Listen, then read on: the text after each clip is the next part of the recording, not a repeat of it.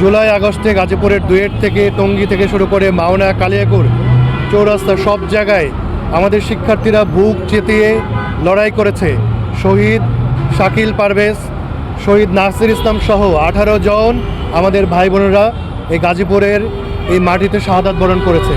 কিন্তু এই পারপিট্রেটর নরপিসার যারা রয়েছে, সাবেক পতিত মেয়র জাহাঙ্গীর সহ প্যানেল মেয়র কিরণ, জাহিদ হাসান রাসেল পতিত মন্ত্রীর চাচা মতি এবং ওলামা লীগের সাবেক সভাপতি ছিল ইসমাইল এবং কামরুল হাসান সহ এবং বিভিন্ন আওয়ামী লীগের যে কেন্দ্রীয় নেতা ছিল এবং গাজীপুরের নেতা ছিল, তারা এখনও কেউ আত্মগোপনে আছে, কেউ গ্রেফতার করার অবস্থায় আছে।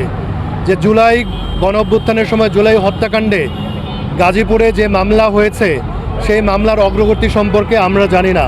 আমরা সেটি আজকের এই মানববন্ধনের মাধ্যমে বলছি যে আমরা এই হত্যাকাণ্ডের প্রেক্ষিতে যে মামলাগুলো হয়েছে সেগুলোর বিচারিক অগ্রগতি সম্পর্কে জানতে চাই এবং আমরা তদন্তকারী সংস্থা সহ সরকারের কাছে এবং ট্রাইব্যুনালের প্রতি এটি বলতে চাই যে অতি দ্রুততম সময়ে এই পারপিট্রেটরদের, এই জুলাই হত্যাকাণ্ডের যারা খুনি, যারা গাজীপুরে এই হত্যাকাণ্ড ঘটিয়েছে, তাদের যাতে দ্রুত বিচার নিশ্চিত হয়।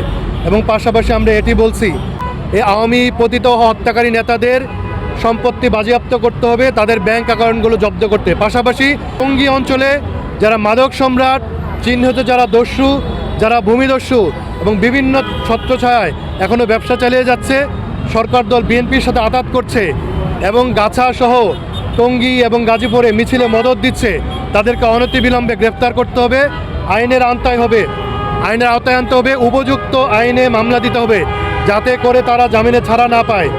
আমরা জুলাই পদযাত্রা করছি 5টি দাবিকে সামনে নিয়ে, সেগুলো জনগণের মৌলিক অধিকারের সাথে সংশ্লিষ্ট, বিশেষ করে গণরায় বাস্তবায়ন।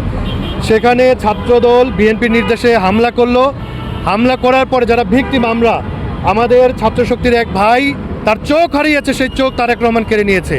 উল্টো আমাদের নাসিরউদ্দিন পাটোয়ারি, সার্জিস আলম সহ আমাদের এই বিপ্লবী গণঅভ্যুত্থানের নেতাদের বিরুদ্ধে মামলা দিয়েছে, যেটি হাসিনা আমলের প্র্যাকটিস। বালির ট্রাক দিয়ে শেষ হয় নাই, আপনারা দেখেন, হামলা করেছে তারপর আবার মামলা দিয়েছে। এই যে প্র্যাকটিস, এটি বিএনপি সরকারকে আবার স্বৈরাচারের দিকে নিয়ে যাবে এবং জনমানুষ কিন্তু এর প্রতিদান দিবে। আমরা সতর্ক করছি যে হামলা করা, মামলা দেওয়া, জনগণের বাক রুদ্ধ করা, বাক স্বাধীনতা কেড়ে নেওয়া বন্ধ করেন। তা না হলে আপনি যে পিআর করছেন বসে বসে প্রধানমন্ত্রীর দপ্তরে, সেই পিআর কিন্তু মানুষ গ্রহণ করবে না।